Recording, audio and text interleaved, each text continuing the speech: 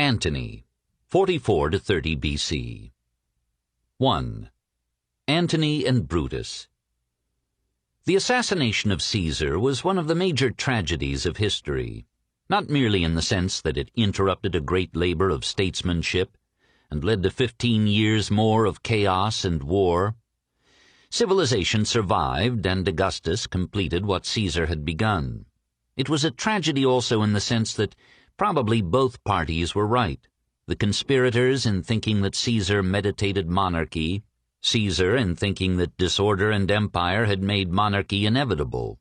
Men have divided on the issue ever since the Senate sat for a moment in consternation at the deed, and then fled in tumult and terror from the hall. Antony, arriving after the event, saw valor and discretion and fortified himself in his house. Cicero's eloquence lost its tongue, even when Brutus, dagger in hand, hailed him as father of his country. Emerging, the conspirators found an excited populace in the square. They tried to win it with catchwords of liberty and the republic, but the dazed crowd had no homage for phrases so long used to cover greed. Fearing for their lives, the assassins took refuge in the buildings on the Capitol and surrounded themselves there with their personal gladiatorial guards. Toward evening, Cicero joined them. Antony, approached by their emissaries, sent a friendly reply. The next day a larger crowd gathered in the Forum. The conspirators sent agents to buy its support and organize it into a legal assembly. Then they ventured down from the Capitol, and Brutus delivered an oration which he had prepared for the Senate. The speech failed to move its hearers.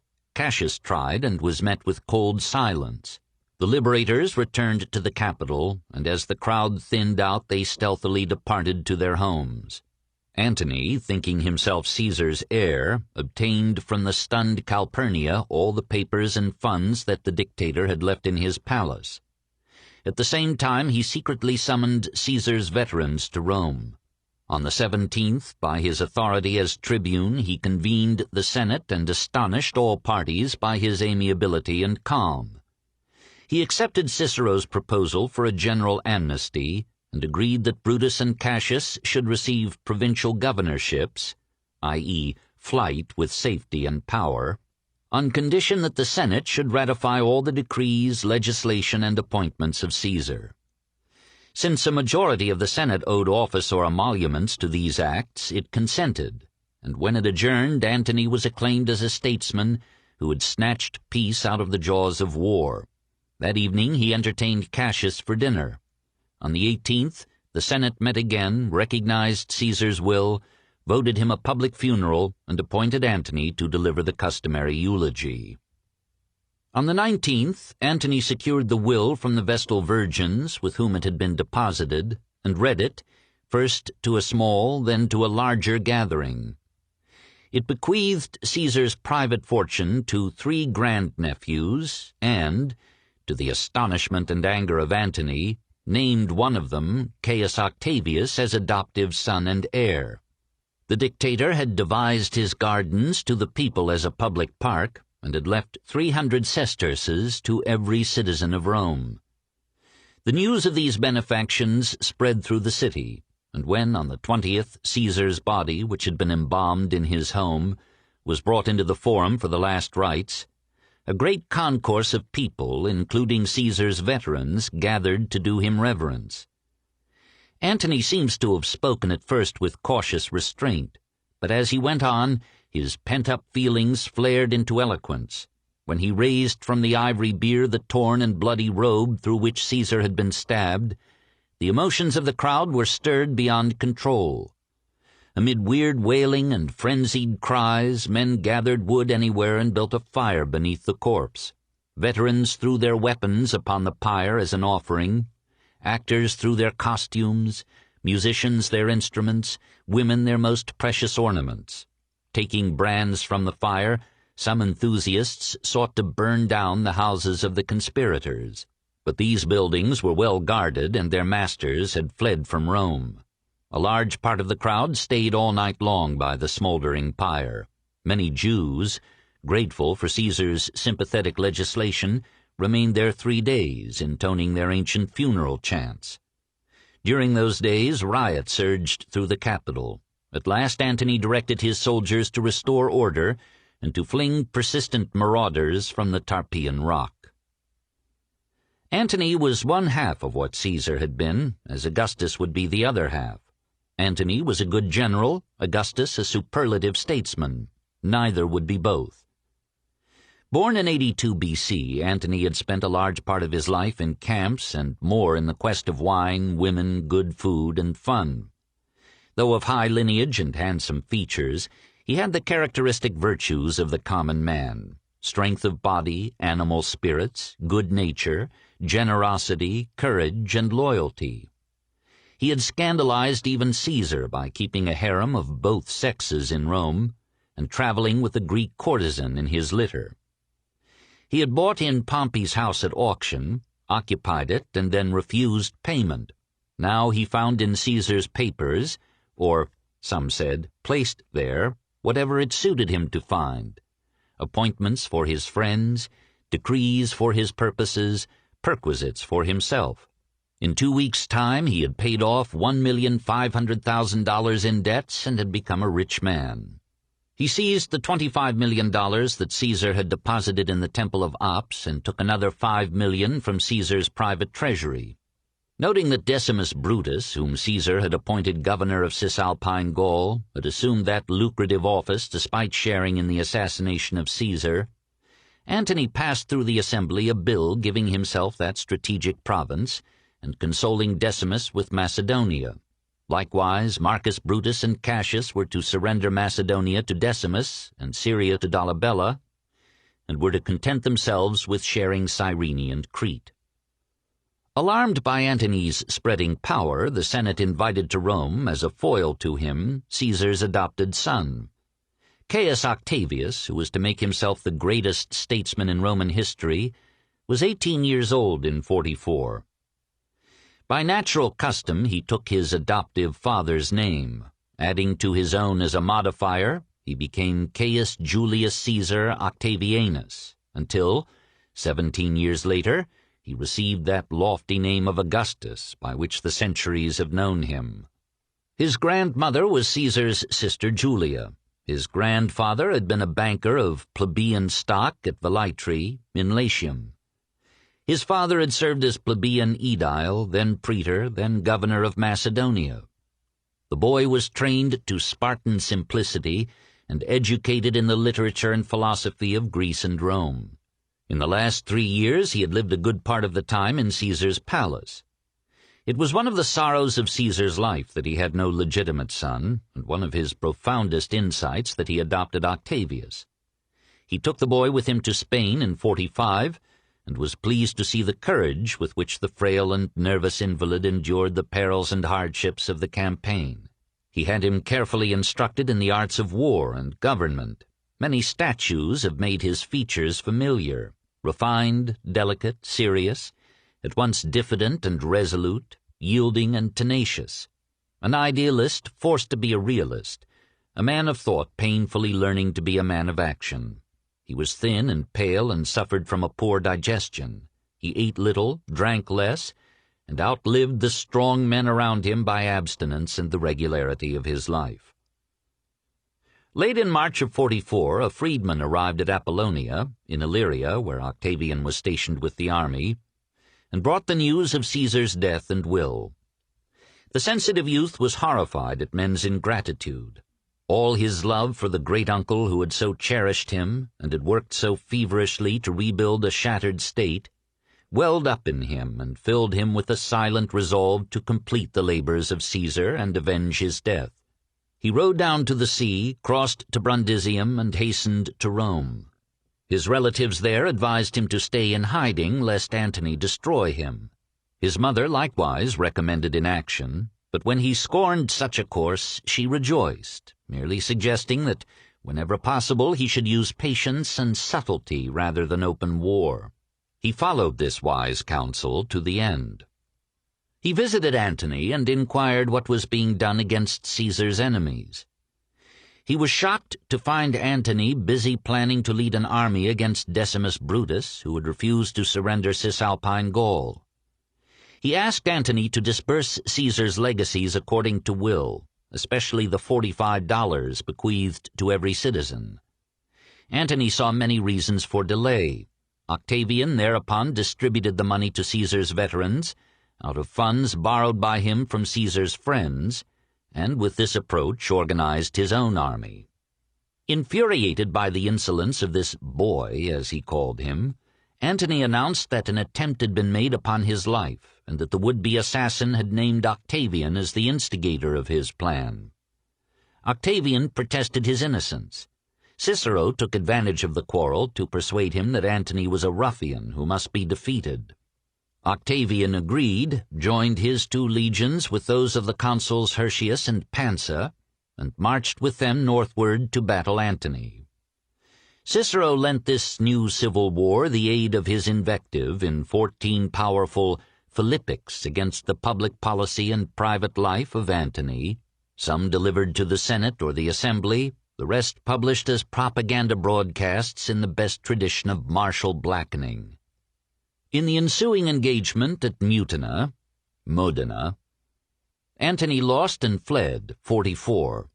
But Hirtius and Pansa fell, and Octavian returned to Rome sole commander of the Senate's legions as well as his own. With this force behind him, he compelled the Senate to name him consul, to repeal its amnesty to the conspirators, and to sentence them all to death.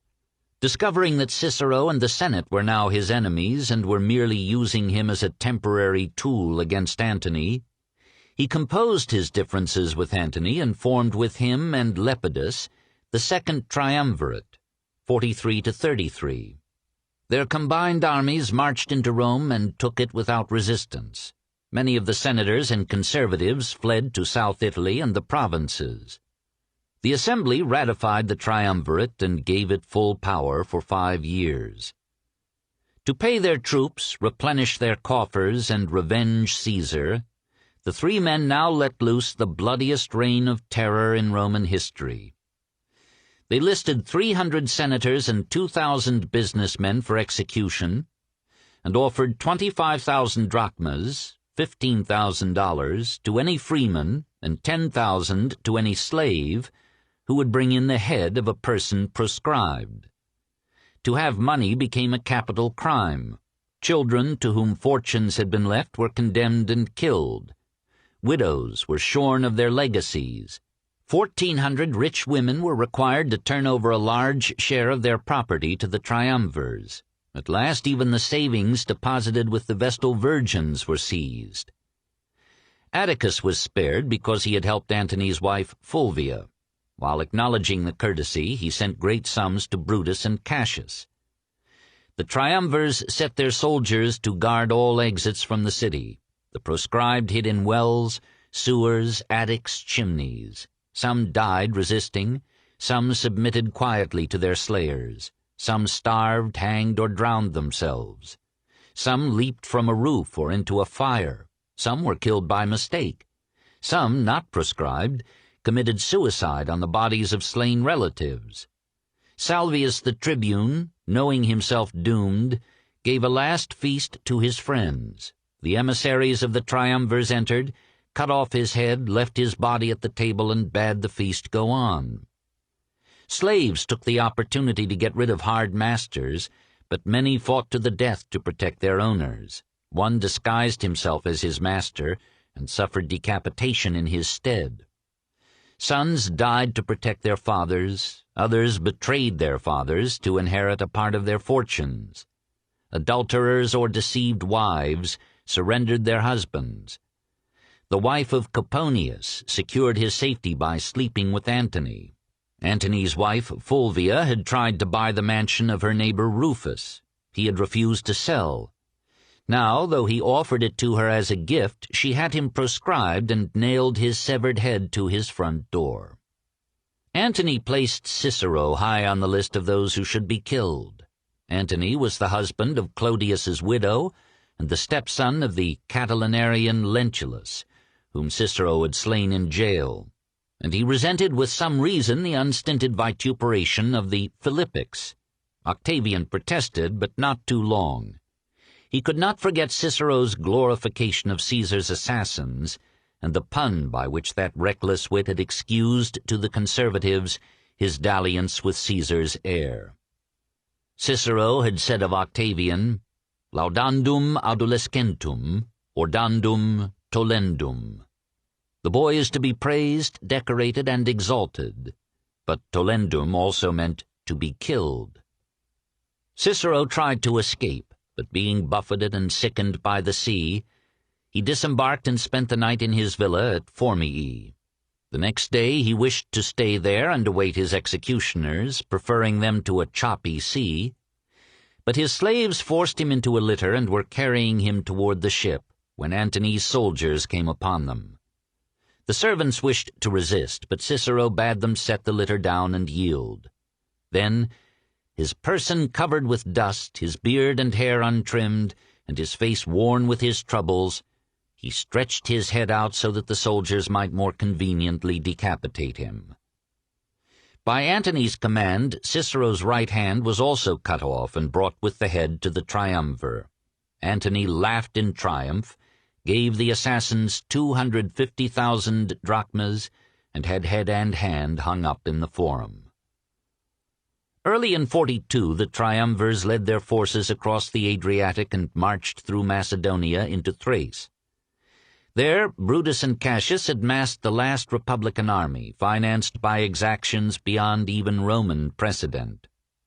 From the eastern cities of the empire they demanded and received 10 years' taxes in advance. When the Rhodians proved reluctant, Cassius stormed the great port, ordered all citizens to surrender their wealth, killed those who hesitated, and carried away $10 million. In Cilicia he quartered his soldiers in the homes of Tarsus till it paid him $9 million to leave. To raise this sum, the citizens auctioned off all municipal lands, melted down all temple vessels and ornaments, and sold free persons into slavery. First boys and girls, then women and old men, finally youths. Many, on learning that they had been sold, killed themselves. In Judea, Cassius levied $4,200,000 and sold the inhabitants of 4 towns into slavery. Brutus, too, could raise money by force.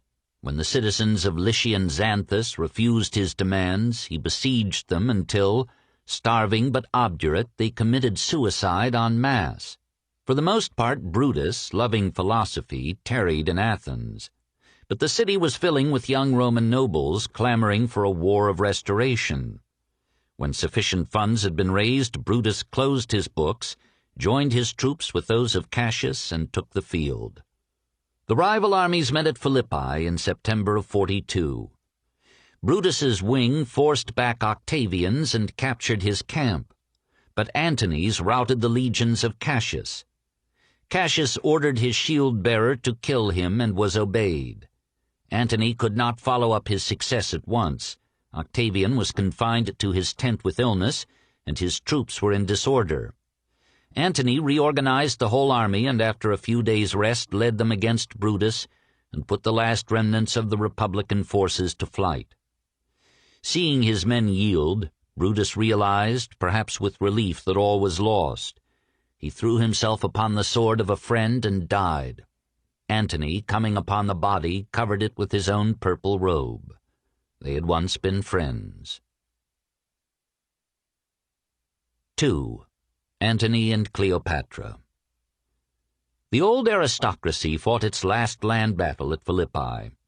Many of them, Cato's son, Hortensius's son, Quintilius Varus, and Quintus Labio, joined Brutus and Cassius in suicide. The victors divided the empire between them. Lepidus was given Africa, Octavian took the west, Antony, having his choice, took Egypt, Greece, and the east. Always needing money, Antony forgave the eastern cities their contributions to his enemies on condition that they give him a like sum, 10 years' taxes within a year. His old geniality returned as victory made him seemingly secure. He reduced his demands upon the Ephesians when their women, dressed as bacchantes, greeted him as the god Dionysus. but he gave his cook the house of a Magnesian magnate as reward for a distinguished supper. He called an assembly of the Ionian cities at Ephesus, and settled the boundaries and affairs of these states with such good judgment that Augustus, a decade later, found little to change. He pardoned all who had fought against him, except those who had shared in killing Caesar. He gave relief to the cities that had suffered most severely from Cassius and Brutus, released several of them from every Roman tax, freed many who had been sold into slavery by the conspirators, and liberated the cities of Syria from the despots who had overthrown their democracies. While displaying these graces of his simple character, Antony surrendered to such exuberant sensuality that his subjects lost respect for his authority. He surrounded himself with dancers, musicians, courtesans, and roisterers, and took wives and concubines whenever a fair woman struck his Olympian fancy. He had sent messengers to bid Cleopatra present herself before him at Tarsus, and answer charges that she had aided Cassius to raise money and troops. She came, but in her own time and way. While Antony sat on a throne in the Forum, waiting for her to plead and be judged, she sailed up the river Cydnus in a barge with purple sails, gilded stern, and silver oars that beat time to the music of flutes and fifes and harps. Her maids, dressed as sea-nymphs and graces, were the crew, while she herself, dressed as Venus, lay under a canopy of cloth of gold. When the news of this seductive apparition spread among the people of Tarsus, they flocked to the shore, leaving Antony solitary on his throne. Cleopatra invited him to dine with her on her ship. He came with an overawing retinue. She feted them with every luxury and corrupted his generals with gifts and smiles. Antony had almost fallen in love with her as a girl in Alexandria. Now he found her at 29 in the full maturity of her charms. He began by reproving her and ended by presenting her with Phoenicia, Cilicia, Cyprus, and parts of Arabia, Cilicia, and Judea. She rewarded him according to his desire, and invited him to Alexandria. There he spent a carefree winter, 41 to 40, drinking the queen's love, listening to lectures at the museum, and forgetting that he had an empire to rule. She herself was not in love. She knew that Egypt, rich but weak, would soon attract the cupidity of omnipotent Rome. The only salvation for her country and her throne lay in marriage with Rome's lord. She had sought this with Caesar. She sought it now with Antony, and he, who had no policy but Caesar's, was tempted to realize the dream of uniting Rome and Egypt and making his capital in the fascinating East. While Antony frolicked in Alexandria, his wife Fulvia and his brother Lucius were plotting to overthrow Octavian's power in Rome. Octavian had found no happiness there. The Senate was a rump of adventurers and generals. Labor was restless with unemployment. The populares were disorganized. Sextus Pompey was blocking the import of food. Business was petrified with fear. Taxation and spoliation had ruined nearly every fortune, and many men were living in a reckless and sensual riot on the ground that the morrow might in any case bring repudiation of the currency, or further spoliation, or death. Octavian himself was anything but an exemplar of chastity at this time. To perfect the confusion, Fulvia and Lucius raised an army and called upon Italy to oust him. Marcus Agrippa, Octavian's general, besieged Lucius in Perugia and starved him out. March 40. Fulvia died of illness, frustrated ambition, and grief over Antony's neglect of her. Octavian pardoned Lucius in the hope of maintaining peace with Antony, but Antony crossed the sea and besieged Octavian's troops in Brundisium. The armies, showing more sense than their leaders, refused to fight each other and compelled them to a peaceable agreement. 40. As a pledge of good behavior, Antony married Octavian's sister, the gentle and virtuous Octavia. Everybody was briefly happy, and Virgil, writing now his 4th eclogue, predicted the return of Saturn's utopian reign. In 38, Octavian fell in love with Livia, the pregnant wife of Tiberius Claudius Nero. He divorced his first wife, Scribonia, persuaded Nero to release Livia, married her, and found in her persuasive counsel and her aristocratic connections as a member of the Claudian gens a passage to reconciliation with the propertied classes. He reduced taxes, returned 30,000 runaway slaves to their masters, and set himself patiently to restoring order in Italy. With the help of Agrippa and of 120 ships contributed by Antony, he destroyed the fleet of Sextus Pompey, secured Rome's food supply, and ended the resistance of the Pompeians. 36. The Senate, by acclamation, named him tribune for life. After marrying Octavia in a state ceremony at Rome, Antony went with her to Athens. There, for a time, he enjoyed the novel experience of living with a good woman. He put aside politics and war, and, with Octavia at his side, attended the lectures of philosophers. Meanwhile, however, he studied the plans that Caesar had left for conquering Parthia. Labienus, son of Caesar's general, had entered the services of the Parthian king and had led Parthian armies victoriously into Cilicia and Syria, lucrative provinces of Rome. 40. To meet this threat, Antony needed soldiers. To pay soldiers, he needed money, and of this Cleopatra had plenty. Suddenly tiring of virtue and peace, he sent Octavia back to Rome and asked Cleopatra to meet him at Antioch. She brought him a few troops, but she disapproved of his grandiose plans and apparently gave him little of her fabulous treasury. He invaded Parthia with 100,000 men, 36, tried in vain to capture its citadels, and lost almost half his forces in a heroic retreat through 300 miles of hostile country. On the way, he annexed Armenia to the empire. He awarded himself a triumph and shocked Italy by celebrating it at Alexandria. He sent a letter of divorce to Octavia, 32, married Cleopatra, confirmed her and Caesarion as joint rulers of Egypt and Cyprus, and bequeathed the eastern provinces of the empire to the son and daughter that Cleopatra had borne him. Knowing that he would soon have to square accounts with Octavian, he abandoned himself to a year of frolic and luxury.